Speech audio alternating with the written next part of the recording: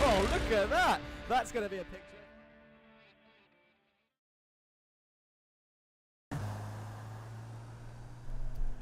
Good Friday evening, ladies and gentlemen, but probably mostly gentlemen. Actually, that's not true, because I know the wives and the fiancés and the girlfriends of the drivers normally watch and support. But welcome back to the Volkswagen Jetta Cup, powered by GT Omega.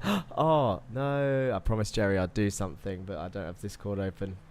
Oh, well. Off to a good start. It's round 3 of 7, races 5 and 6, and we are at Virginia International Raceway. It's a very long circuit. It's over 2 minutes a lap, which means qualifying is going to be extremely interesting. They only get 8 minutes for quali, including your out lap. You're going to get about 2 laps, timed laps in any 0x's or 1x's, and that lap is invalid. So qualifying should be tight round here, and it's a little bit new compared to what we've seen before. Most tracks we've always got a couple laps in, and they've had time to get 3 or 4 in, I think. Unless you think all the way back to when we raced at Nords in Season 1, which I believe would have been a 1-lap quali. Let's see who's in chat. We've got a few drivers already popping up saying hello. Stephen Burns says take 2. Yes, had to restart the stream. Andre says electric boogaloo. Martin says round 2 fight, send it. Duncan says peace, see you guys next week. He's going already, even though the stream hasn't started. Bye, Duncan. Stephen Burns says and bend it. And oh, here we go. Avavoom Gaming says I need to see what Bob Wallace can do at VIR. I would have thought that rumour would have spread that ZFG driver Martin Wallace may have had a good round. And let's see if that's true. Or did he get murdered by the most hated team on the grid, says Duncan Murray and Dan. Don't know what he's talking about. But does anyone ever know what Duncan's talking about? Good to see you all in chat. Thank you. Welcome. I'm Jack Johns. This is the broadcast on the Racing Line on YouTube and Twitch. Most of these comments are on YouTube. I can see the usual the usual Twitch watchers as well. Okay, Virginia International Raceway then. Let's have a look at this circuit which got updated not too long back on iRacing. We're looking at Stephen Burns right now being chased down by Jake Cranston. Stephen Burns in the send it and bend it machine. The Masters of Torque hunting him down. It's a brilliant circuit, this. It really is. You've got fast flowing corners. They're all over the place in terms of camber. This final turn that you see Stephen going around right now is very understeery on the exit. You get it wrong, dip a wheel on the grass. Well, it used to kind of pull you out, but the updated grass is a little bit kinder, I think. Jan says, got sick after 7 laps. Was worse than 2 weeks ago. Jan Weiswanger did turn up. You can see him on the timing screens there in 25th. But this isn't a spoiler alert, unfortunately. Oh, he's in chat. He's already said it. He got sick, so didn't take part in the following 2 races at VIR. Dan Downing up on the fastest times of the practice sessions. So he is ahead currently of 2-time Jetta Cup champion Jake Cranston. There he is in the Goldwing machine. Goldwing Motorsport. Let's have a look at that track map so that we can see the circuit that we're talking about. A lot of long straights as well, and the slipstream in this boat can be very strong depending on the circuit, and I believe this is one of them. I'm sure the drivers in chat will confirm that. Nords being another. If you are playing iRacing this week, Jettas are at Nords in the Ringmeister series, and the slipstream works from around 2 seconds back down the Dottinger Straight. So have fun with that one. It's been quite good actually to see so many people driving that car. Been over 100 in each session I've seen. many splits. It's almost like they should have their own official series. Imagine if they... what should they call it? What would they call the official Jetta series? If I had the money, I'd sponsor it. If I owned a sim racing company. If only. Anyway, we won't watch the rest of practice. Let's go to... No, let's not... Oh, I need to give a rundown of the championship. It's been so long, actually. Let's have a quick look at the current points before this round. And then we'll go through it again at the end. So, as this round starts then, this is as it looked. Win it or bin it. We're leading the team's championships, or are leading the team's championship going into this round. Street Casuals are second, as we see Equaliquay murder Dan Downing. Oh, I've left the I've left the chat on. Let's not do that this time. I think it's that button and that button. I'm just guessing through the overlay. I did it on the oval race and it was a risk, but I'm not going to do it today. That's better. All back to normal. Where was I? Team's championship. Win it or bin it, leading the team's championship. For what I can only remember as possibly the first time at this phase of a season anyway. They might have led it early on in the season before, but this is definitely the strongest season they're having so far, and a very strong lineup of 3 drivers. Street Casuals in P2, just 23 points behind. Pulsar Esports in P3, ORD P4, Send It or Bend It 5th, Masters of Talk 6th, Goldwing Motorsport 7th, Viking Raiders, the new team, in P8, Lurchus Gaming P9, CFG currently in P10, PRG in P11, and Meatball Motorsport in P12. That is your team standings before this round. And your driver standings look a little bit like this. Jake Cranston returns to the top in P1 with an outstanding form so far, with a podium every race. John Bailiff in P2, Austin Farr P3, and Henry Morse P4. The pair of Street Casuals drivers looking ominous before this round. Although you may notice on your timing screens on the left, there's only 2 Street Casuals drivers out there, as Henry Morse couldn't make this round due to college commitments, which is a shame because he was looking strong this season.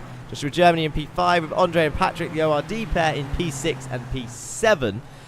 Also a strong pairing there, doing very well for that team. All 3 drivers here today.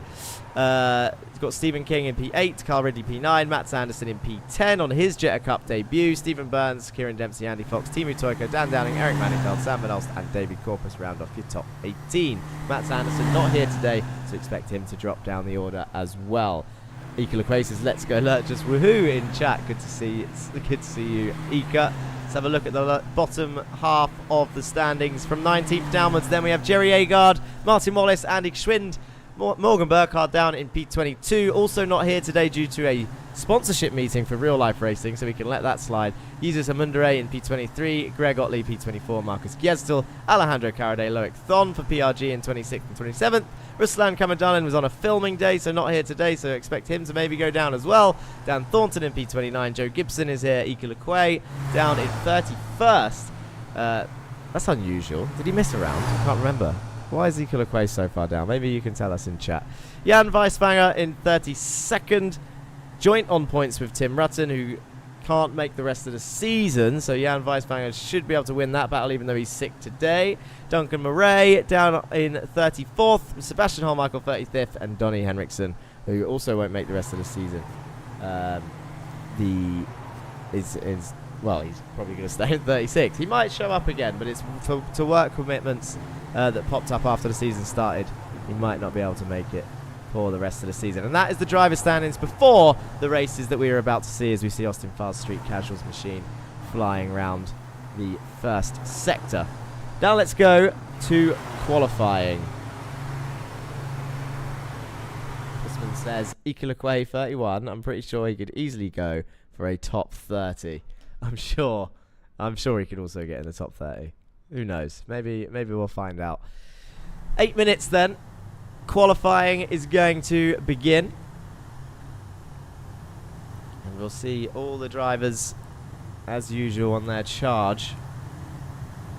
Come out the pit lane. What does this look like from Jesus and Mundere's car? Oh, I don't know if I'll get there in time. There we go. Quite a few cars out, actually. Sebastian Hollmichael at the back of this train, so this is what it looks like from his point of view, with the whole field in front of him. He's got Andy Schwinn, Street Casuals machine, just there, right in front. There's a 72. Sam Van Olst also in front of him.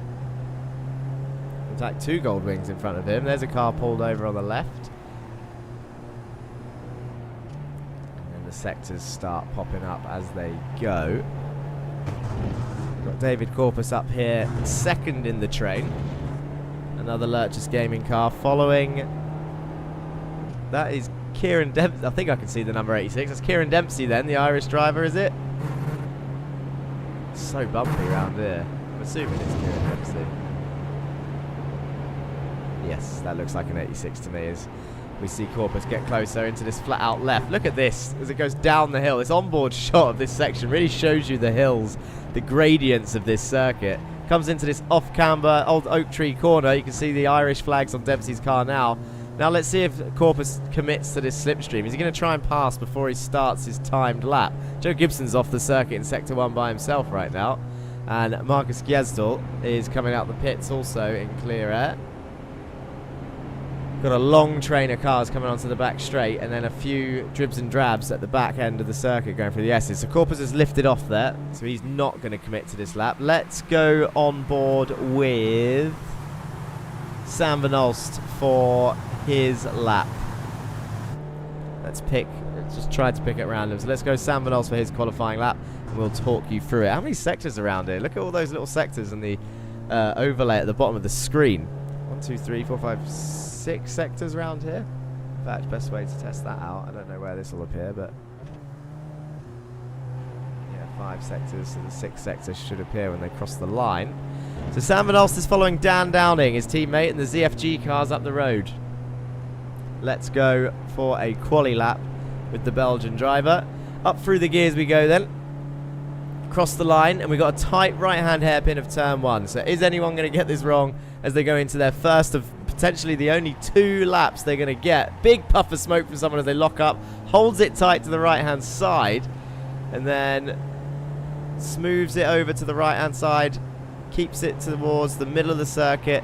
And then this is a nice one because it's quite a fast turn, but you do have to brake, slide the car in. You can use the extra runoff. Oh, big drift from Sam Van Olst as he slides around that corner there, tries to keep it under control. Sharp left over the curb, sharp right over the curb, which can be flat at times if you can take the risk, but sometimes you have to have a little bit of a feather of the throttle so you don't understeer onto the grass. Can't cut any of these curves too much because you'll get a slowdown. And now you've got the flat out S's where you go right, left, right, left. Look at all the cars up the road as they snake and sliver their way through this circuit. Up the hill they go.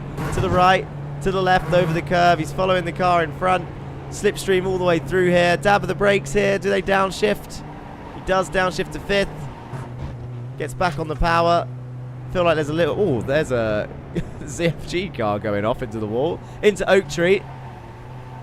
Doesn't get distracted. Does Sam Van Olst. Continues on his way. Up into 4th gear. Tricky corner that. Might see some overtakes through there today.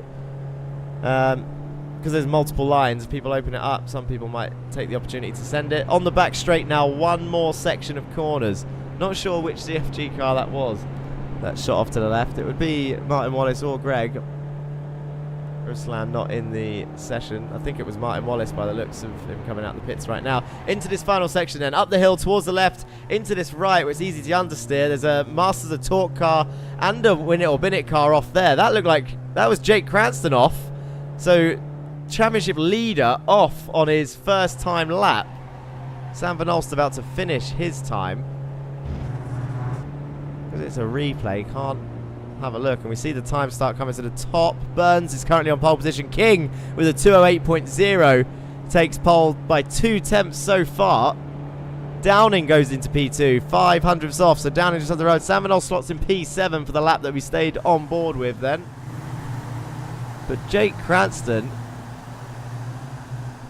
and a Win It or Bin It car, that'll be Carl Ridley, he's just behind, has had, by the looks of that rear end, a hefty old whack in qualifying. Andre says you can overtake around the outside through Oak Tree. I didn't know that until this race. Says Andre Mayerek, who, spoiler alert, gets passed around the outside at some point of the Oak Tree. So Jake Cranston then currently down in 19th place, and he's only got time for one more lap. We saw him off the circuit with Carl Ridley just a second ago. Nice static shot here as they come under. That's Carl Ridley giving up on his qualifying in the background then. He went into the wall. Sebastian Holmichael in front of Cranston for the Meatball Motorsport car. That's the green and pink car that you see coming towards your screen. The number 69 of the German driver, Sebastian Holmichael. He's currently down in 19th. Jake Cranston now 21st as Gibson goes up above him. Geschwin, the only driver behind him. Let's have a look at the best times. Instead of intervals, let's have a look at those lap times. 2:08.0. The gap's probably best actually, rather than intervals. He's got a nice toe as Cranston here behind Holmichael. Gap between King and Downing very close, half a tenth. 12 seconds off the pace currently. Agard pulls over, moves out the way of this little duo. But what can Jake Cranston do here? Championship leader, 21st place round VIR, out of 26 cars that are on the grid. Enters the final section behind the Meatball Motorsport machine. Comes down to the left.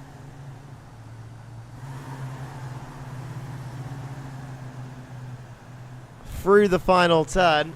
What's it going to be? It's not looking, he's not popping up at the bottom of the screen, so I'm not sure there's any purple sectors here from Cranston. The number 78 then, in the slipstream, in the tow behind Sebastian Holmichael. What's he going to do? With a damaged machine, comes across the line any second now. This straight's pretty long. We see a number of cars in the pits. There's not enough time for another lap after this. This is it. Where does he go? It's P13 for Jake Cranston then.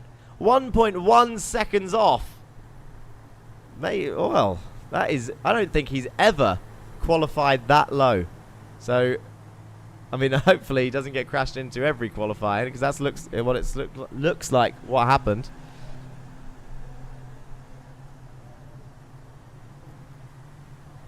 But maybe in the future, maybe one-shot quali is the way to go to mix up that grid. 1 or 2 shot quali. 2 shot quali is probably more appropriate. Some people would be like, yeah, but can we do it by ourselves so no other cars get in the way? Nah, where's the fun in that? All of you go out and qualify. You can all find space. 2 seconds left then. And that is the grid decided. On to race 1 of the evening. Race 5 of the season. Let's have a look at the grid. Stephen King then takes his first pole position of the season. The first, and a new driver as well. Cranston with both poles so far. So Stephen King takes his first pole of the season for a long time, actually.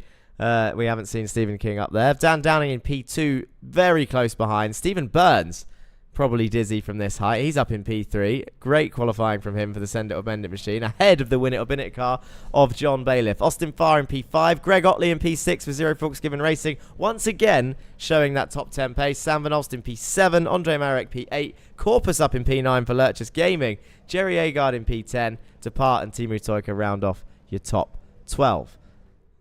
Jake Cranston in P13, Eric Mannenfeld 14th, Ike LeQuay, Kieran Dempsey, Loic Thon, Dan Thornton, Sebastian Holmichael and Jesus Amundere your top 20, Alejandro Caraday, Annick Schwind, Martin Wallace, Carl Ridley, Marcus Giesdel, Joseph Gibson and Jan Weiswanger then round off your field. What is going to be the best starting view? Looks like this one.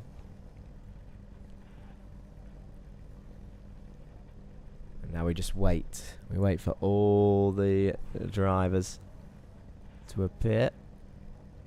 We've got a bit of time yet, 30 seconds. And remember, because it's a replay, we don't get the warning of the lights. So you just have to listen for the engines to start revving.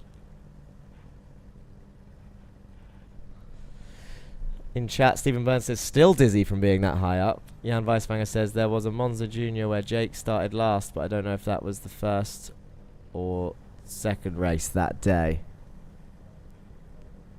I don't know. I can't remember him officially qualifying that low, to be honest.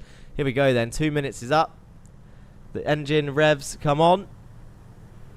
It's interval time. Stephen King on pole position. Dan Downing in second and Stephen Burns in P3. John Bailiff in P4. And they wheel spin. They all get away nicely. And they're all going to probably bunch up into turn 1. But away they go then for race 1. It's only a 6-lap race because of the length of the circuit. Down towards turn 1 they go, and Dan Downing already challenging for the lead. Round the outside of Stephen King. Stephen Burns on the inside of John Bailiff keeps P3, but he looks like he's got a bit of a run down towards turn 2. Dan Downing's going to have a look at the inside of Stephen King. Is he going to try and take the lead of this race so early on? It's lap 1. Dan Downing down the inside, nearly touches Stephen King as they go into the left. Stephen Byrne keeps his nose clean as well. John Bailiff now having a look round the outside. Austin Farr late on the brakes into this tight and twisty section, and they start going single file. Timu Talker down the inside of Jerry Agard. A little bit of a puff of smoke behind. That's Carl Ridley, who's had a mare. We saw him give up on his lap after having that crash. He's qualified down in 22nd place, so keep an eye on him. The Winner Minute driver has pace, so he'll be climbing up through the order, I imagine.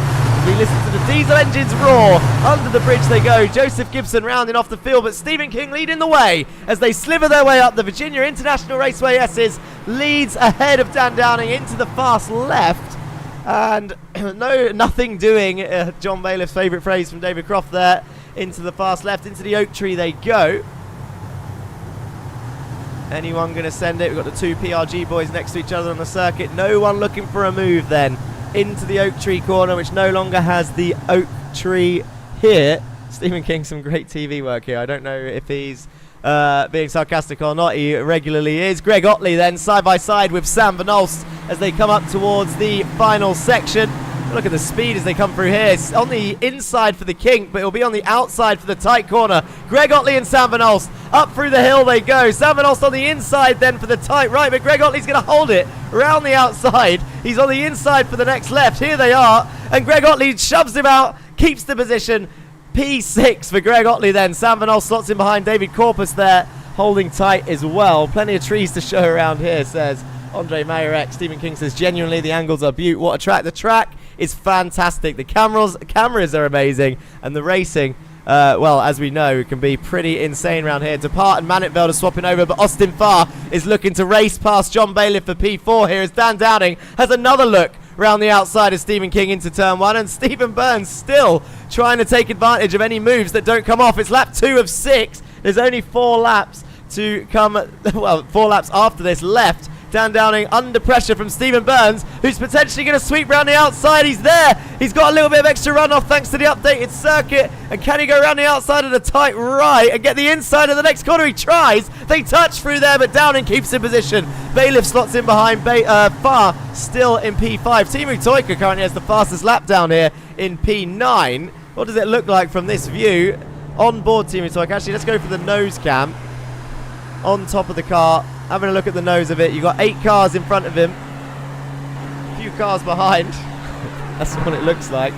Really look great from behind the wheel as the sun started to set, says Andre Marek. Look at them all slithering up the hill and then up the road as they go back down the hill after the fast king. That's a gold wing off. That'll be Sam Van Olst using the grass, but nice and safe through there. Timu Toika then into the oak tree corner, and he gets a tap from behind. Big old whack. It's from Jake Cranston, who slots through, but he would have had to cut the corner to avoid Timu Talker as he goes then. So he's going to have a slowdown, I imagine, but he's letting him have the position as Timu squeezes him towards the grass unnecessarily, gets the position back. But Jake Cranston making a little mistake there with that touch. Stephen King, though, pulling away now from Dan Downing by the looks of it after he gets the pressure. And there's a gap now, a little bit of a breakaway. The top 8 pulling away after that little touch from Jake Cranston. And then in the background, I think I saw someone swapping over. Martin Wallace down there in 21st place currently, as we see the PRG boys bump into each other. Yeezus Mundere tries to take advantage and go around the outside of Loic Thon as they go down the hill towards the final corner. Dan Thornton getting involved as well. Back here, Yeezus Mundere then down the inside of Loic Thon. He's going to get on the grass and he's off. Slides round. Martin Wallace goes through. Dan Thornton goes through. Marcus Gesdel goes through. And Loic Thon loses 4 places in a matter of seconds. Fastest lap goes to Greg Otley right now. Lap 3 now. Greg Otley down the inside of Dan Downing towards turn 3. Hits him. They slide round. Dan Downing having a storming race at the front. Greg Otley hits him in the rear, and that's a Lurchus Gaming car coming through. That's Corpus, who then gets lent on by Downing, or leans on it. They lean on each other. I'm not sure who did what. But Dan Downing dropping down to P7 then. Taps Greg back for good measure into the next left. Stephen Burns says thank you very much. He's up into P2. Chasing down Stephen King then. John Bailiff now up into P3. Austin Farr P4. Sam Van Olst P5. Greg Otley P6. slithering through. Bob Wallace says, not our fault. Andy Geschwind down, chasing down Kyle Ridley, the Swiss driver, versus the Australian in 24th. Joe Gibson off the circuit and to the pit, so he's had a bit of an accident by himself. That is a Masters of Torque car on the inside. No, not that one. Further back, that's Jerry Agard cutting across the grass as Maninfeld, Dempsey and Lequay's probably going to come through as well there. Would that be a slowdown into that section? I'm not sure. Look at the speed these cars carry through that right-hander. Very, very unusual to see them looking so fast through there. The camera really does them justice as Greg lets Dan Downing back through after that incident. Teemu Toika and Jake Cranston going at it again as they lean on each other on the exit of that corner. Toika keeps the position. Cranston keeps it clean. He is the leader of this championship, but he's still not taking any risks as we see Greg Otley pushing Dan Downing back to the back of Sam Van Olst, who's currently in P5, the number 92 driver. Austin Farr is having a look at John Bailiff. He's on the inside for the kink and the outside for the right-hander. Can he brake later? He does. He shoots around the outside. John Bailiff's car looks worse for wear on the right-hand side. He's got a bit of damage, a big old scrape from someone. And Austin Farr jumps up into P3 then. John Bailiff down to P4 as the rest come through. Patrick Depart is on the back of this train right now. No, wait, there's more. That's a different ORD car. That's Andre Majorek on the back of this train in 16th place. Still pretty close together amongst the field. Bit of a gap. Look at Jake Cranston still trying to get past Teemu Toika there. He's on the inside. I think he might have the line here. Has he got the... Oh, not enough speed. Is he going to get a slipstream and send it down the inside? Jake Cranston in P10, 1/10 behind. Does brake later than Teemu Toika. Down the inside he goes then. But Teemu trying to hold it around the outside. They're still side by side on the exit, as we can see the leaders in the distance. And Teemu Toika then on the inside of this corner. This is the tricky one because you have to trust the car on the inside to not run you off. And I would think after the couple of rubs that they've had that Jake Cranston will not trust him to do that. And rightly so. Backs out of it. Drops back into P10. Tries to chase him back down. Patrick Depart is absolutely hoping something kicks off. Eric Maninfeld in P12 is up 2 positions. Kieran Dempsey is up 3 from where he started. But your biggest gainer of the race so far, believe it or not, with all of this, well, it was Alejandro Carade until Jesus Amundare just went off at turn 1. And now it's this man. It's the ZFG machine, Martin Wallace. Listen to them come through. Still all very close together. Gjesdal and Loic Thon side by side. But Martin Wallace up 5 positions from where he started. He has gained the most places so far. We're on lap 4 of 6. Duncan says, go Austin, NASCAR race winner. I mean, he's all right, I guess. Kind of quick for short, says Avavoom Gaming. And the front end of the field looks like this. Stephen King still leads the way. This will be his... I mean, he's in chat, so maybe he can fill me in on the stats, because I don't have the stats up on my screen. This race has got too much going on. But he's leading this race right now. He's had his first pole position in God knows how long. And he's on his way to his first win in God knows how long. It's definitely been a long time as we see Dan Downing go down the inside of Sam Van Olst, then going back up into P5. I heard a bit of contact behind. Not sure who that was. Can't see anything on this camera. It's too close. Teemu Toika involved, I think. I saw Majorek drop, or maybe it was Patrick drop behind. No, Cranston was already in P10. Not sure where that contact came from. Anyway, back to Stephen King, who got pole position for the first time in ages. I don't think he's won since season 2, which is over a year ago now, in the Jetta we're talking about here. And he looks like he's on his way. Austin Farr sets the fastest lap of 2:08.1 then in P3. So he is chasing as we see Corpus down the inside of Patrick Depart there. That's a position gain. Patrick goes wide. Jake Cranston comes through. Jerry Agard is at the back of this train. Eric Maninfeld, Depart, Dempsey and Agard. Ridley and Thornton are swapping over. Depart and Maninfeld are swapping over as Depart goes down the inside of the fast left. Maninfeld's going to try and hold it around the outside of this left-hander. Do they touch again? Oh, Maninfeld down the inside keeps the position. So far, they're still side by side through. It gets pretty tight and understeery as they go through these S's now. And Patrick slots in behind. Great move from Eric Maninfeld to keep that position. Goes up into P11. 1 second behind Cranston now. And up the road, Cranston's looking to get past Corpus by the looks of it in the S's. Side by side, Lurch just came in and Masters of Torque, swerving left, right, still side by side. Corpus then on the outside of the oak tree. Jake Cranston down the inside, flies through, goes up into P9 and goes back on his chase towards Teemu Toika, who's currently in P8. He is chasing down Greg Otley, and they've got the Goldwing boys in front of them, Sam Van Olst and Dan Downing. And then up the road, are the 4 leaders. So they haven't pulled away massively with Stephen King leading. Stephen Burns is, again, check the stats for me, stat man in chat. But Stephen Burns is on for his best ever result here as well, right? With a P2, and he's chasing down Stephen King. He's closing. There's less than a tenth between them as we see Sam Van Nolst swerve and block Greg Otley forcefully there down the back straight. Bit of a touch there, goes down the inside, and then he's going to be on the outside for the next corner. Teemu Tuikka slots down the inside as Greg turns into Sam's rear. They're side by side down here. They're still touching. There's a touch. Greg Otley goes across the grass, and bang! Teemu Tuikka, Greg Otley out of the race. Onto the grass they go. Where's Greg disappeared to? There he is. Comes back onto the circuit. They're both going to be on the left-hand side, so it should be okay. Oh, they've touched again, and Greg goes round into Sebastian Holmichael, the Meatball Motorsport machine. That, I don't have the replay option, but I want to rewind that and have a look at Sebastian Holmichael's POV. Where is he? What does it look like on board of Sebastian Holmichael? So he's racing Kyle Ridley right now in P20. And we're going on to the final lap. So you can see them off the circuit in the distance there. Goes into the right-hander. Carraday on the left, Kyle Ridley on the right. There's Greg Otley coming back onto the grass. And there's the touch. Spins round into Holmichael's path. He's got nowhere to go.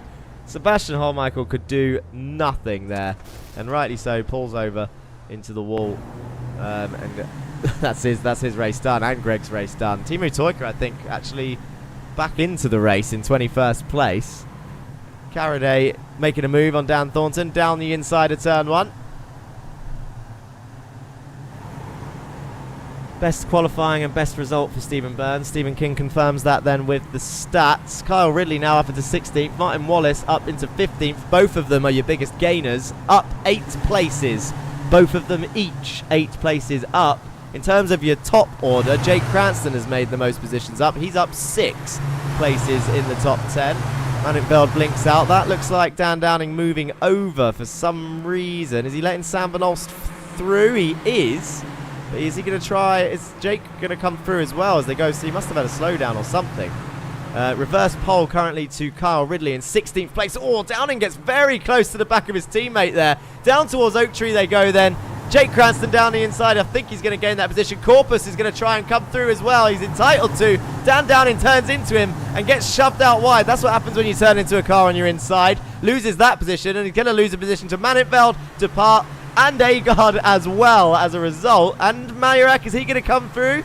I think he might do. This is down to P12 then for Dan Downing. But Stephen King with 3 cars in tow. That is the lead gap now to Sam Van Nolst. 4.2 seconds as Cranston goes onto the grass on the back straight. They're side by side. Round the outside goes Cranston then, trying to get P5, a top 5 finish. Sam Van Nolst squeezes him to the left. They're still side by side down through this left-hander. Down the hill they go towards the right-hander then. Who's going to come out on top? Jake Cranston on the outside. It's a dangerous place. Can he do it? It looks like he's going to get the run. Sam's giving him room. But your leader then, Stephen King, for the first time in 2 years. Donington Season 2 was his last win. Donington Season 3 was his last pole position then. Season 4, Round 3, Virginia International Raceway, and Stephen King, 2 years later, takes another win. Stephen Burns with his highest ever qualifying result brings it home in P2 to take his first, is it his first podium? It's definitely his best result. I'm not sure if it's his first podium, but his best result by far. Speaking of far, Austin Farr brings it home in P3 for the final step on the podium, separated by 0.08 of a second from John Bailiff there in the Win It or Bin It machine. Avavoom Gaming says, well, last win, Donny Season 2, you know, there's a website, says Jan Weisbanger. Oh, I didn't read that. That is why. What's going on here? I've missed loads of chat messages. There was too much going on. Luckily, they're on their in lap. So let's have a quick look and a quick catch up on what's happened. Stephen King says, strange seeing a Pulsar's car up there. ZFG didn't do it. Not our fault. Nothing ever is. Go Austin. Duncan Murray was rooting for Austin, who got P3, so he'll be happy. I missed a good race back there, says Stephen Burns. For the it gets a nice, I wouldn't say easy race, because they were battling quite hard in that top 4. But Stephen Burns gets a chilled, a chilled, stressful race. Is that a thing? Oxymoron in the top 4 and misses out all the chaos behind. Duncan races. Did Greg get a pen? Good question. And I've already forgotten, even though it was only. I believe he did. Definitely for the rejoin.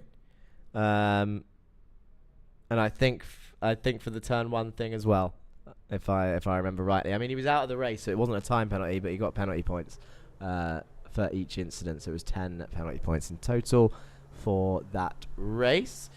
What else did I miss?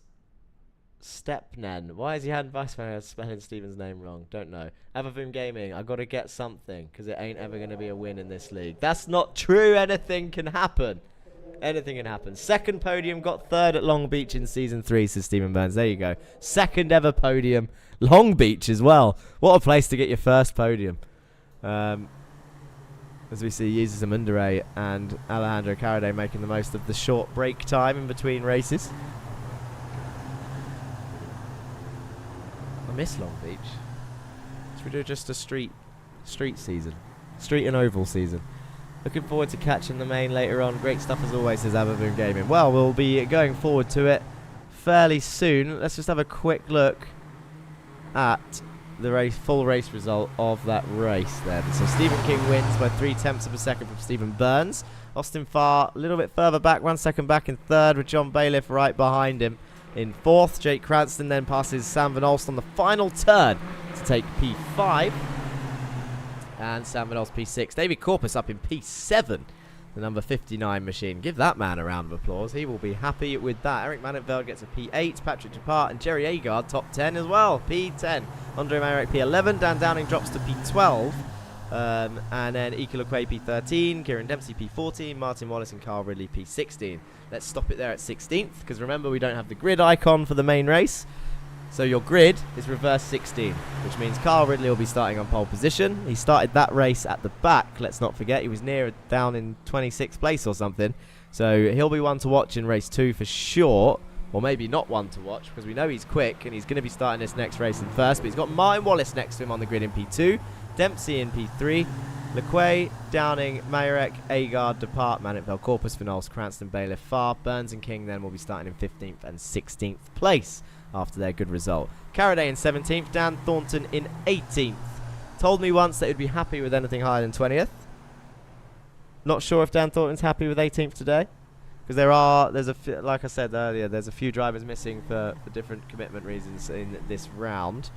But he's on the first page of the results, so maybe he will be happy. But we know, I'm still waiting for Dan Thornton's. Dan Thornton's been on pace in some of these practice sessions, and I like the top pace, and I'm waiting for that magical, I don't know, P12 or something. What's Dan Thornton's best result?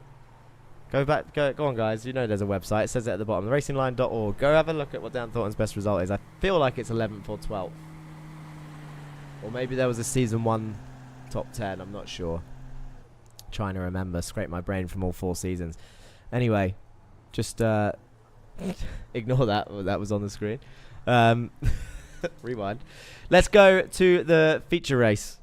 Go onto the website, have a look at those stats. Feature race is about to begin. Let's have a look then and see what is going to happen. Bob Wallace says it's in our name, something about not giving a fork. 0 forks given. Racing given.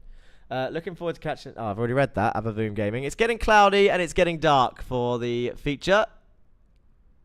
And that will be what Andre was talking about. The sunset. Let's have a look at Kyle Ridley's car. What does it look like from pole position? This is what it looks like from pole position. What does it look like from 16th? This is what it looks like from 16th. Stephen King's car. He won race 1.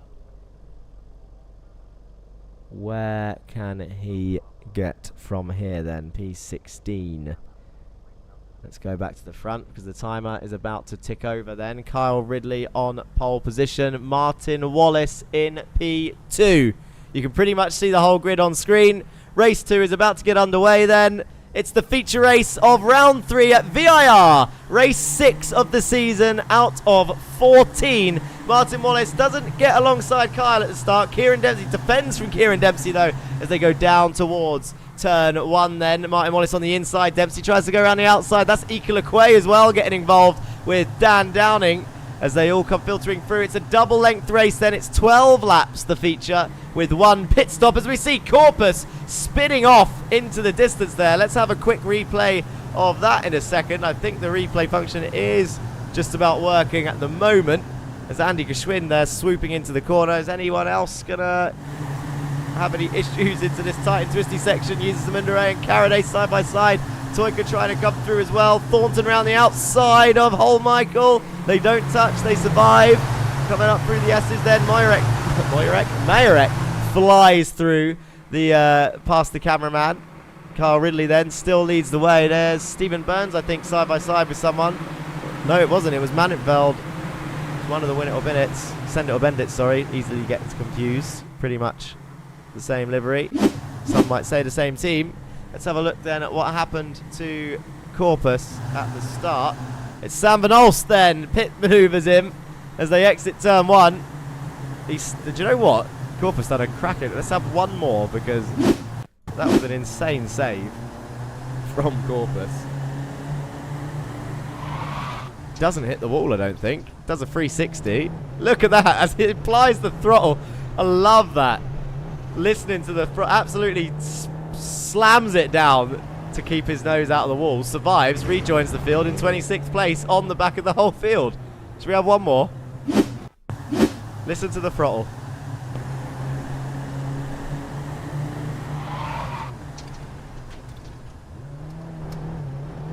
Good job. Good job, that man. Anyway, back to the race then. This is what? Still lap 1. And I don't think anyone had any issues coming through here. See Agard and Depart side by side. Dan Thornton's best result is a P9. Bob, I'm expecting you to win at Road Atlanta. You're always strong round there. I hope that ain't next week because I'm in Cali all next week. No, next week is Watkins Glen. The slipstreamy race that some people love, some people hate. Manenveld and Cranston side by side. Manenveld slots in front. There's a couple of cars side by side behind for the S's. Thornton and Otley. Caraday and Toyka are going at it just up the road into the fast left. They lent on each other through there, but Toyka's going to gain that place up into 17th. Otley also making moves. Is he getting Dan Thornton back? Goes around the outside. Dan Thornton budges him out the way. Back onto the back straight they go. Greg Otley returns to the circuit then. Marcus Gestel actually behind, looking to try and gain a position here. This is what it looks like on top of his machine. He's going to push Dan Thornton back past Greg Otley. Up into the left they go. Marcus Gestel then for Viking Raiders. Gets a nice little view of this battle, and then look at that little touch there, just as Greg Otley touches the rear of Dan Thornton's car, puts him out of position, and now Marcus Gestel is going to try and have a look down the inside of this corner. I think he's going to back out of this. Oh, I thought he was going to launch it down the inside then. He's got Gushwind behind. That's going to ruin his run on the straight, and as predicted then, Gushwind is going to have a little bit of a run, but it looks like Gestel cuts his nose off. Thought Gushwind could get through there. Doesn't look like anything was doing from those drivers. Depart and Agard are still going at it. This is turn 1. And do you know what? Kyle Ridley is not getting away currently, but it is 2 versus 1 at the front. There's 2 Win It or Bin It cars on this podium position. Kieran Dempsey hounding Martin Wallace for ZFG then in P2, but Martin Wallace still keeping Kyle Ridley honest. Dan Downing is involved in this as well. Manenveld keeps blinking in and out. That's why he's jumping up and down the order and then coming back. But Kieran Dempsey then getting a good old look at the old ZFG machine in front. Sam Van Olster's just gained a position on Patrick Dupart. They're still side by side though, so it's not finished just yet. Going through the S's they go. Dupart on the inside. Sam Van Olster will then have the inside for the next one. Swings to Dupart on the inside of the next. What a great section of track. Just swaps momentum, and then they get to the left-hander. Sam Van Olster's going to come out in front. And John Bailiff there was going to have a look around the outside of Patrick Depart. Austin Farr's trying to come through as well. Into Oak Tree they go. Andre Mayorak up in P6, thinking of the ORD boys. Corpus has just passed Schwind at the back as they start going down the back straight. They look like a Master Torque car going slow there on the left-hand side. That's Jake Cranston, who's got himself a slowdown by the looks of it. He's dropped down to P9 again. Sam Van Olsen is going to launch himself up towards that. And he's going to, he's going to pass Jake Cranston. It looks like Depart and Bailiff going 3 wide. Past Jake Cranston as well. He's served his slowdown, but he can't get back up to speed in time because of how long the straight is. So Jake Cranston then drops even further down the order, goes down to P13, and now he's got Stephen King and Stephen Burns for company, your top 2 from the previous race. This is just lap 2 of 12. We're nowhere near the pit stop phase yet. They can't pit before lap 5. Greg Otley was side by side with Gesdal, turns into the rear of the car again. We know Greg's got pace, but at the moment, he's just, maybe Greg's on a single screen, because at the moment he can't see the cars on his left and right. And it's costing him dearly, because when you're on the outside, Timu Toika just sets the fastest lap. He nabs it from, who just had it? Manenfeld, I think, just had it. Kieran Dempsey's gone down the inside of Martin Wallace. And it looks like Martin Wallace is going to try and come back down the inside of the next corner. There's so much going on that I can't finish one story. Gjesdal's gone down the order. Loic Thon's gone off track somewhere down the back. And Greg Otley is out. He's in the pits for some reason. And Kieran Dempsey looks like he's gained the position. He's up into P2. And it's a win at minute 1-2. Is the replay function still working? Because what has happened to Greg Otley? We've seen this. That was way earlier on in the race. Marcus Gjesdal going off track. This is him with Schwind, Corpus. Oh, no, he's just outbroke himself. Oh, and there's Greg Otley going round in the background. So, what happens here then? Loic Thon in the PRG machine just drives straight into the back of him. And he's going to, I guess he's just going to teleport out. And that is what happened then. So Loic Thon straight into the back of Greg Otley at turn 1 as Dempsey was taking P2 from Martin Wallace. And now Carl Ridley's got a 1.4 second lead. So this is where it potentially starts then for the Australian driver. A nice early start for him. And he's got a 1.4 second lead from his teammate as well. So probably no pressure there. But Martin Wallace will want that P2 back. And Dan Downing's right behind him. Ika Lequay. What's Ika Lequay doing up at P5? Chasing him down. Manenfeld's right behind him. But Lurchus Gaming for a top 5 finish. 9 laps to go. Who knows? Bob Wallace says, yo, it's wild in the mid-pack. It's bizarre to me. Obviously, there's a race going on at the front and stuff. But it does make me laugh. That's both Stephen Mearns and Martin Wallace racing at the front. All of a sudden realising that behind them there was a lot going on. Just as much going on at the back and the middle as there was with them at the top.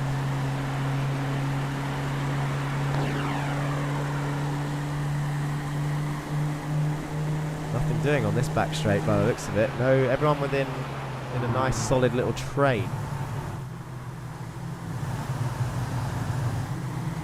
That's a lovely shot of the Jettas coming down the S's. Some nice scenic static shots, and look at the lead that Carl Ridley has as he enters the final turn. It's 1.2 seconds, but it looks huge compared to the rest of them as Jake Cranston bounces around the final corner and goes off the circuit by himself. He's going to lose more positions. He was not helped there at all as we see them come down across the main straight then, and that is Martin Wallace going side by side with Kieran Dempsey. He's going to try and take second back. Is he? And is he going to get it done? Martin Wallace round the outside of turn 1. Kieran Dempsey on the inside. Dan Downing trying to take advantage. Can he do it? Was there a touch there? This is on top of Martin Wallace's car. Kieran Dempsey back into P2. Martin Wallace couldn't quite get it done, but he is trying. And now the lead goes to 2 seconds for Carl Ridley. Into the left-hander they go. Martin Wallace slots back into position. Manenfeld has dropped down the order. Did we have an issue for Manenfeld there? And Downing, actually. Downing's dropped down the order. So, got 2 things showing up on here. I've got Timu Toika off track. Everyone loves an off-track replay. How was this? By himself? There he goes. Track limits. So then what happened to these 2? Manenfeld, has a blinky moment at the worst time. Hits Dan Downing out. loses about 6 positions. Dan Downing lost there. Mannenfeld gives him the position back. And well, when they give the position back, they are very sorry because they realise they've made a mistake. So there we go.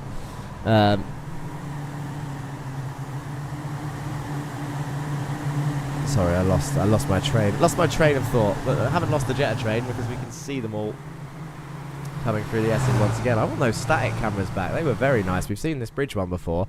Oh, there we go. A nice shot of the S's then.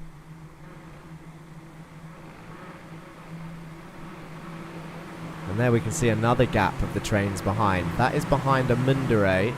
A Mundere to Holmichael, that is. There's a 3-second gap there. A Mundere at the back of this train. There's Holmichael. Vanolst and Majorek are fighting up the road.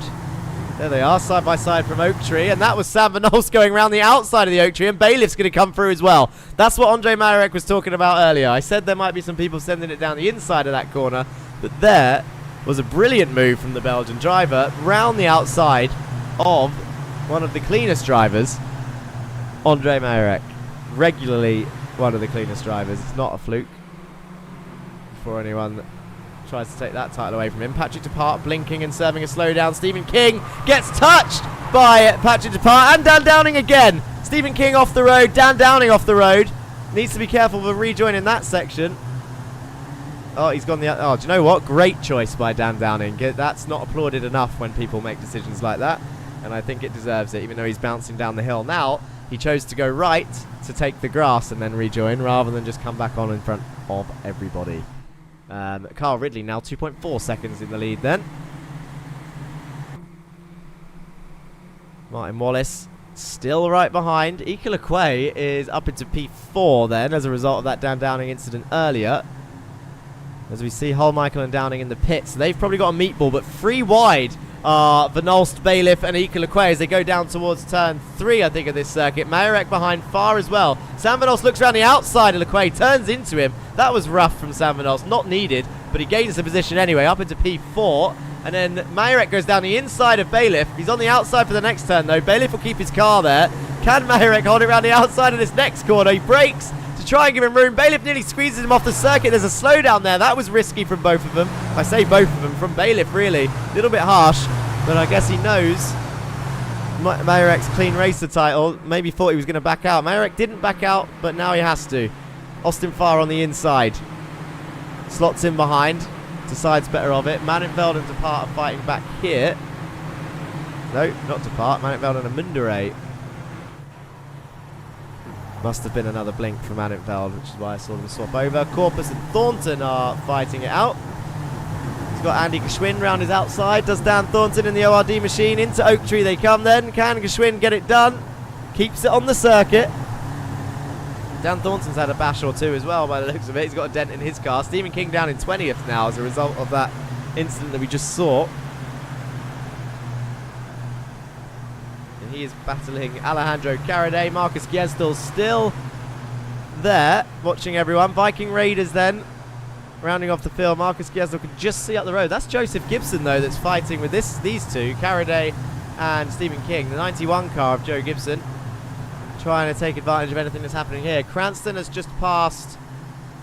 Was that Agard? I think Agard would have let him through, and then goes around the outside of Andre Majorek on the final corner for good measure. He's done that move before. He done it on Sam Vanolst in race 1 today, and now he's just done it again around the outside of Majorek. That was beautiful as we see a number of drivers come into the pit lane then. That is John Bailiff, I think, that was leading that train into the pits. It is Austin Farr as well, and Eric Mannenfeld, and Patrick Dupart, and Dan Thornton as they all come into their pit boxes. Agard and Toyka swap over there as well on circuit. Toyka right behind Agard, actually. Let's have a quick look at this fight. Into the S's they go. Majorek still lead. Oh, that looked close. Still leading into turn 3. Agard then slots in behind, and the pit stoppers now come out the pit exit then. Austin Farr. Where is John Bailiff? John Bailiff still. John Bailiff's lost positions here. He's not had a good pit stop as John Bailiff. He's dropped. He's behind Mannenfeld now. He was ahead of Farr, I'm sure, when he came in. Sebastian Holmichael. Oh, dear. Sebastian Holmichael very late on the brakes. And Eric Mannenfeld off the circuit. John Bailiff got a touch then as well. I think Eric had a bit of a blink going into that corner. We're halfway through this race. Lap 6 of 12 then at Virginia International Raceway. John Bailiff not only had a slow stop, but gets a whack for good measure as Jake Cranston goes down the inside of Equal in before the Oak Tree braking zone. So he got that done into the fast bit. Up into P5, Cranston then. Sam Van Olst up the road. Martin Wallace still in P3 then. 6 tenths behind Kieran Dempsey. So he's holding on to the podium. Started in P2. Only lost 1 position so far. But Cranston has been released. He's now in P5, 2.7 seconds back from Sam Van Olst. What can that man do? Austin Farr then leads this group of pit stoppers.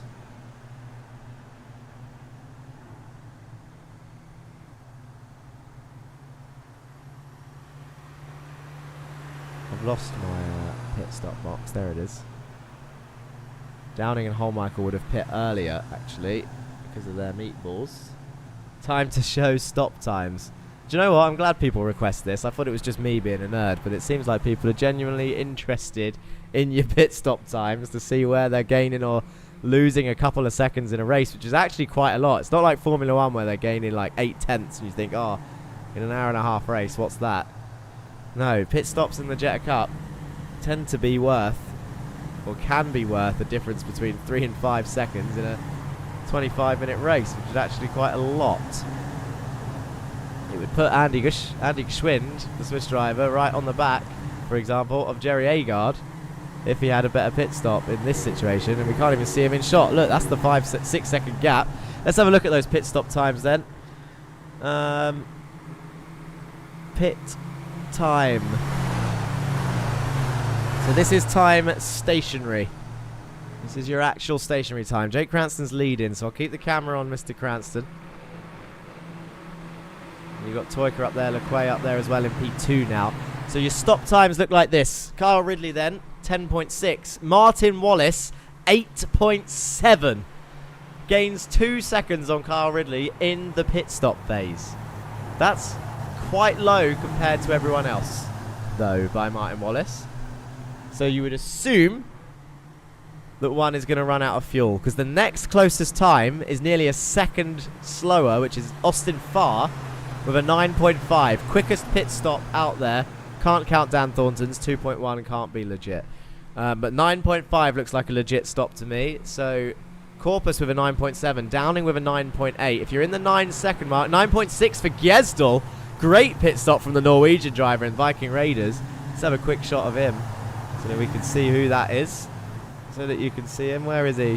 Where's the close-up camera? This one. Marcus Gjesdal.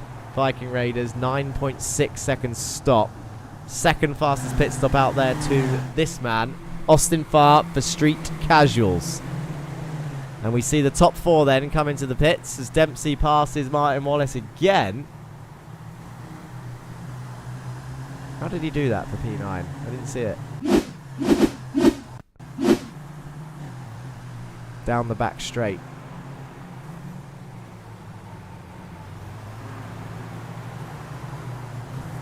Easily done, actually. Wasn't stressful at all for Kieran Dempsey in that situation.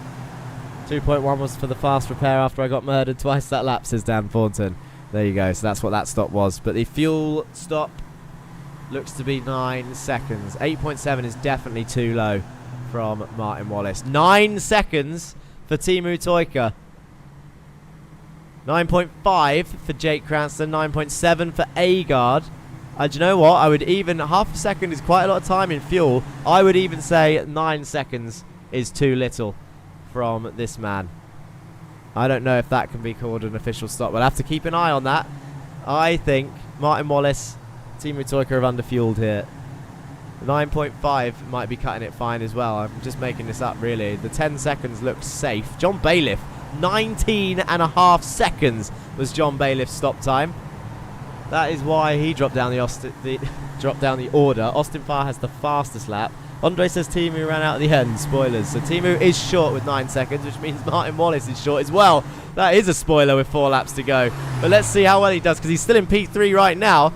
So what is going to happen? Let's have a look at pit lane full pit lane time then, because those times are based purely on your fuel options. People untick the fuel option and stopping in the box. So those that have got quicker times either under fuel, or those that have got slower times maybe miss their box and have to reverse into it. I think that counts. But the pit lane time shows people that gain an advantage on the entry and the exits of the pits as well. As we see Sam Van Alst and Martin Wallace side by side through Oak Tree again. Sam Van Alst was on the inside. Martin Wallace should have the run on the outside, but Dempsey's giving the toe to the Goldwing car. And it looks like Austin Farr is going to push the Goldwing car as well. So Martin Wallace being ganged up on here by everyone, which is a shame to see because he doesn't often appear in podium positions. But he was in one, and Austin Farr pushes Sam Van Alst through instead. Down the inside, glowing brake discs for the Belgium driver as they go into the right-hander. But Martin Wallace, in fairness, keeps P4, slots in between them both as they were bumper to bumper through there. So then, pit lane times look a little bit different. 35.3, 34.7 for Wallace, 34.5 for Farr.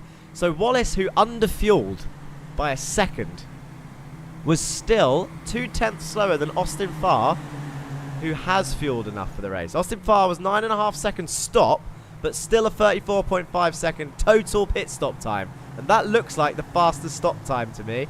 34.5 is. Give Austin Farr a round of applause. 34.5. Fastest pit stop of the race. We should do a fastest pit stop award. I'm not going to go back and rewatch the others though. So maybe that'll be a next season thing. But Austin Farr then, fastest pit stop of Virginia International Raceway. Now we can stop talking about the pit stop phase. And we can get back to the racing then. Austin Farr, Sam Van Alst off the circuit he goes. And after being gifted a position by Austin Farr, throws it away. Lap 9 of 12 then. Drops back down to P6, does Sam Van Alst. Back up into P3, Martin Wallace goes. Malinveld blinking in and out again. There's a lot of gaps now. The pit stop phase is completed. Andre Majorek is under pressure from Timu Toika, Agard and Stephen Burns. Stephen King is back up into P14 after his earlier incident, chasing down Patrick Dupart.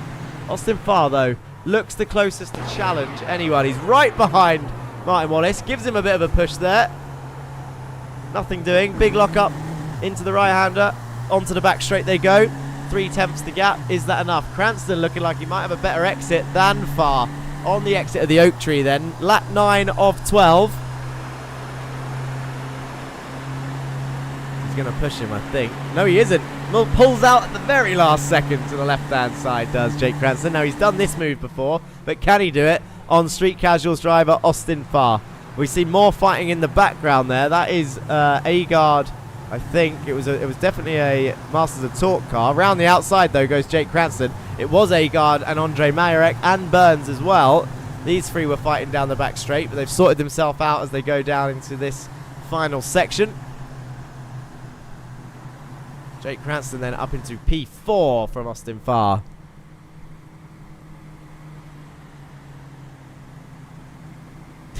Austin Farr looked to the grass there, I think, to pass the Masters of Torque driver. Couldn't do that. But Martin Wallace then in the middle of the circuit, defending from the two-time champion. Going to fight with everything he can. Speaking of shout-out, should shout out Jerry Agard, who did get the fastest lap in race 1. Stephen Burns racing him right now. Goes down the inside of turn 1. He's on the outside for the next corner. Can he keep it? Sweeps round. Give each other room. Andre Majorek will be watching this. Right. Oh, touches through, bounces over the curve. Does Agard straight into Burns' door. Says, hello, coming through. Knock, knock. Who's there? Jerry Agard coming through. Can't keep the position. No, because Burns has the inside. Off he goes. Jake Cranston still right behind Wallace. Dempsey hasn't pulled away either, actually. 0.7 the gap. They're still all in the toe of Kieran Dempsey for P2. Carl Ridley checked out. 4.8 seconds in the lead. Haven't seen him all race. Don't need to. Got no pressure right now. Austin Farr then having a look around the outside of Cranston. Can he do anything? Often complains that people don't race the two-time champion hard enough. Is he going to race the two-time champion hard enough? I'm sure Jake Cranston would argue that point as well after finishing his lowest result in the last race, qualifying in P13.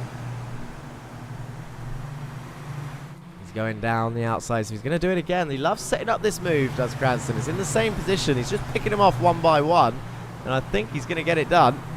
Around the outside of Wallace, or is Wallace going to break deep? Glowing brake discs again, the ZFG machine. Jake's on the grass and on the curb. Couldn't do anything about it, could Martin there, to be honest. Jake had the upper hand through that corner. Gjesdal and Karaday side by side on the back straight. That's Marcus Gjesdal passing him for P19. Into that final section he goes. There's Carl Ridley, your leader. And this is what it looks like behind him. A lovely sunset.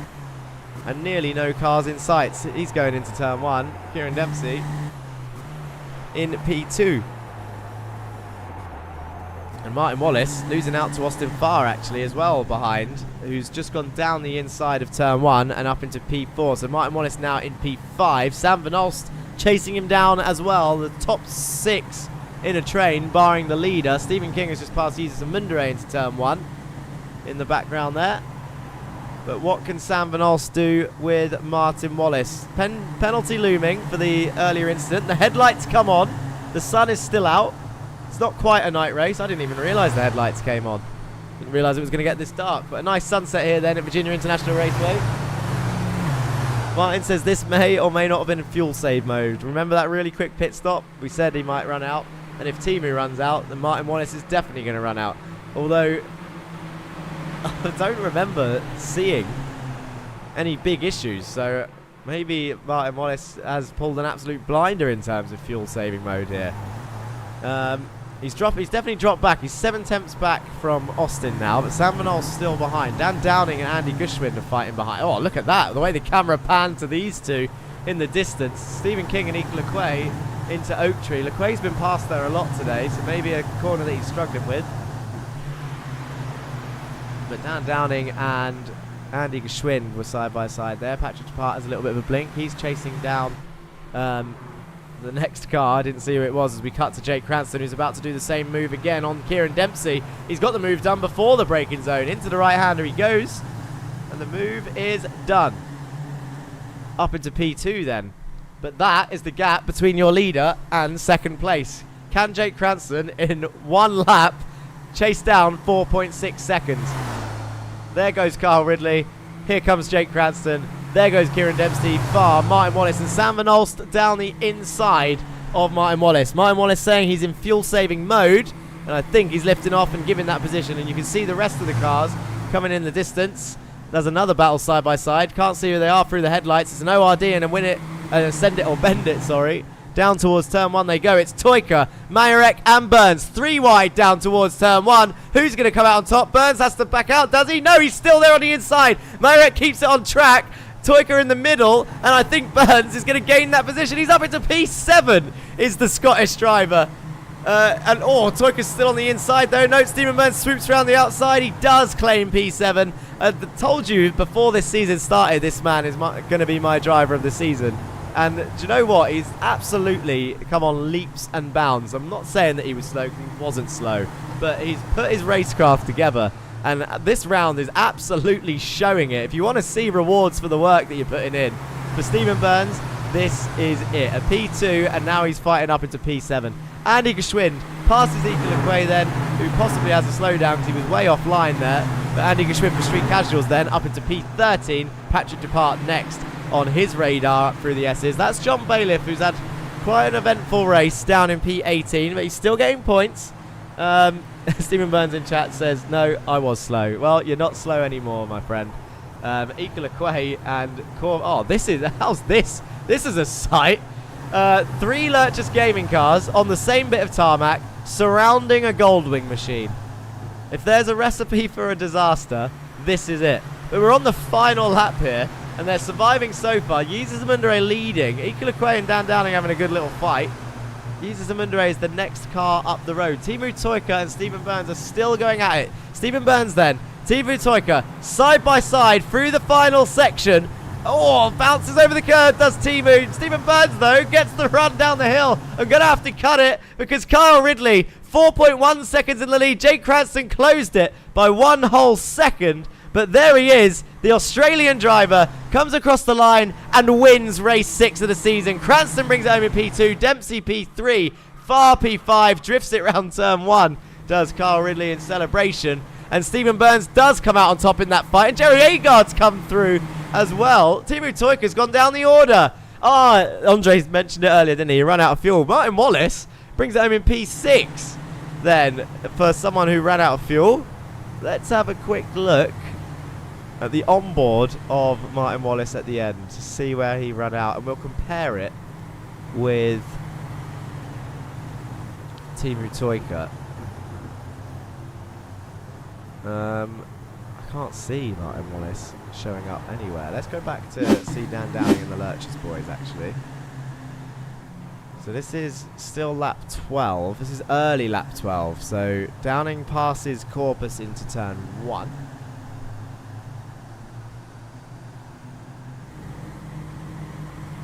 I know this fight was pretty tight, because I remember them talking about it, I'm sure. Using Ray right in front, Dan Downing around the outside. I mean, somehow this all shuffles round on this whole lap, because Ikalakwe was definitely in the mid-pack. I think that's about to happen just up the road. Ikalakwe then.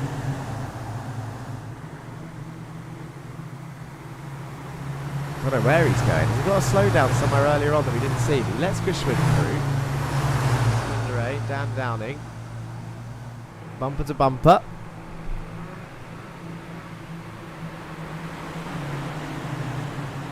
And then somehow, I'm sure, Amundare and Downing pass Lequay. There goes Amundare. He launches it down the inside of the far. Well, they nearly go 3 wide into the oak tree. Amundare absolutely sends it on Ika. And I think Ika backs out of that to try and give Amundare the position after that move. But then he's on the inside, and Dan Downing gets a hell of a run. So that's how that played out. We watched the rest. Where is Martin Wallace's car? Oh! He's already out. You heard his car coughing.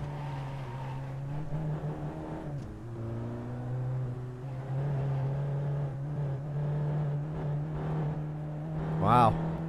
Well, look at that.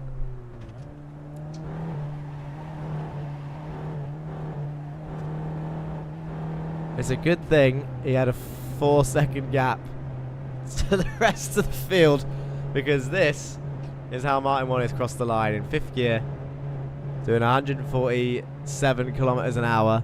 To compare that to Stephen Burns, he's doing 180 when he crosses the line.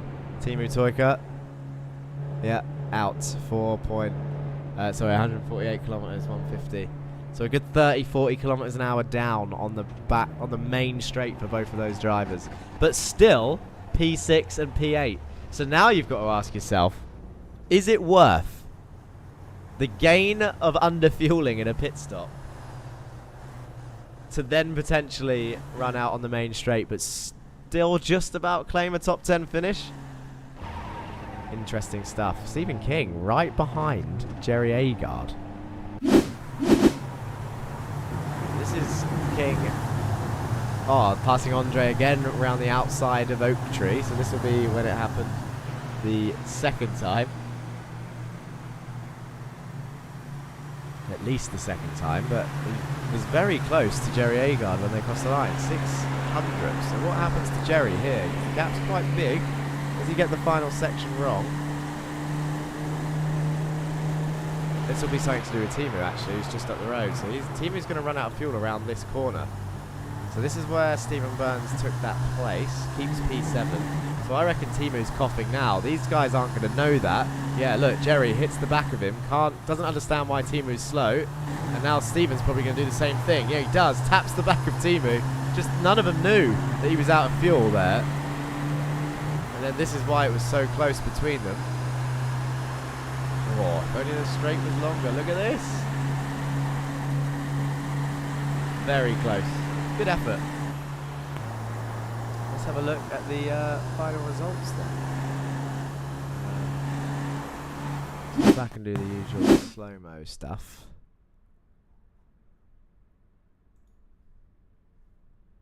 Put it on static because the static cameras were pretty good today. Let's have a quick catch up on chat. In fact, I'll put the results on the screen and then I'll have a quick catch up on chat. Let's have a look, see what everyone is saying. Bailiff fueled for the next race too. We read that. Everyone against Bob. Burns get in there. Fuel save of the century. Andre, did you provide 1 litre fuel sample after the race? He most certainly did not. Disqualified. No, I'm joking. Obviously not. I wouldn't have given away the position to Dempsey after the pits to try and slipstream. So Bob having to race completely differently. Probably could have... What is Martin Wallace's best result then in Jetta Cup history? We know he's got a pole position to his name. I'm sure he's got 1 podium. I feel like I've seen a podium next to his stat. But could he have got another one today? Kieran Dempsey was up in P3. And that's who he was racing. You have Austin Farr up there as well. Sam Vanal. Jake Cranston closed it to 3.7 in the end. That was a good effort for 1 lap. P2 at Summit, says Bob Wallace. That was the race that he got pole position on as well. Oh, no, come back. Results, come back. There we go. So Carl Ridley then wins. Jake Cranston second. Kieran Dempsey third. Austin Farr fourth. Van Olst, Wallace, Burns, Agard, King, and Mayerek your top 10. Depart P11. Good for the ORD boys again in P10 and 11. Andy Geschwind, that's his best result of the season so far on his debut. P12. He should be happy with that for Street Casuals. If only Henry Morse was here, what could have been? I'm sure when they see the team results after this, then Henry Morse will be back with a vengeance. Although there has been the addition of 1 drop round for the season. So everyone's worst full round gets deleted. So that will definitely mix things up before the final at Canadian Tire. You have Toyka in 13th, Amundare, Downing, Corpus, Bailiff, and Lequay round off your top 18. Bailiff did well to get back to P17 there for sure. And then the rest of your field then after that, Ika Lequay, Gyezdal, Caraday, Thon, Gibson up in P22, Manitvel, Thornton 23rd, 24th, Holmichael, Otley down in 26th, and Weiswanger in 27th. But no points for Weiswanger because he didn't enter the races. It did not start. Well then, so let's have a look at the standings as of round 3 Virginia International Raceway, shall we? Your team standings now look like this. This is what it was before the race. After round 3, it looks like this. Win it or bin it, continue to lead. And a lead they have indeed. 103 points ahead of Street Casuals are Win it or bin it after that round. 2 drivers on the podium in race 2. 1 driver on the podium, I think, in race 1. A solid round for the team. Street Casuals in P2. Pulsar Esports right behind them in P3. And then ORD also actually not that far back in P4. ORD might overtake Pulsars this season. It's absolutely possible, and it'll be interesting to see that develop throughout this season, to be honest. Masters of Talk then gain a position after today's race. They go up into P5, passing Send It and Bend It, despite Stephen Burns' cracking performance today. But it's only by 11 points, so that's pretty tight between those 2 teams. Masters of Talk obviously down 1 driver. So let's see how that goes. Actually, Send It and Bend It also down 1 driver. That's why it's still really close. Andy Fox not here today.